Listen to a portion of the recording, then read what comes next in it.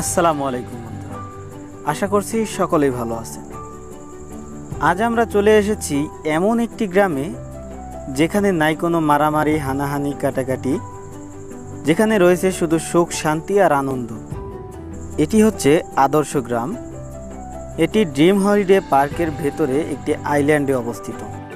যদিও গ্রামটি কৃত্রিম উপায়ে তৈরি করা হয়েছে, তবে এখানে গ্রামীণ পরিবেশের বিভিন্ন চিত্র তুলে ধরা হয়েছে।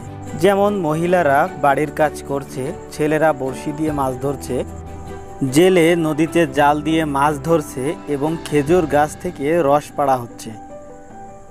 এক কথায় গ্রামীণ পরিবেশের যত সুন্দর চিত্র এখানে তুলে ধরা হয়েছে, যেগুলো বর্তমান সমাজে বিলুপ্ত প্রায়।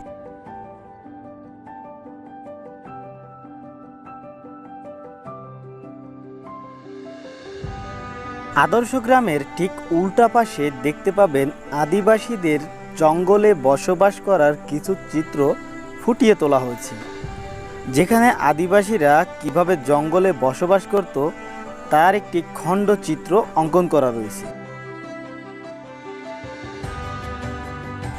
আদর্শ গ্রামের চিত্রগুলো এমনভাবে তৈরি করা হয়েছে যেটি প্রথম দেখাতেই আপনার কাছে বাস্তব ভিত্তিক মনে হবে।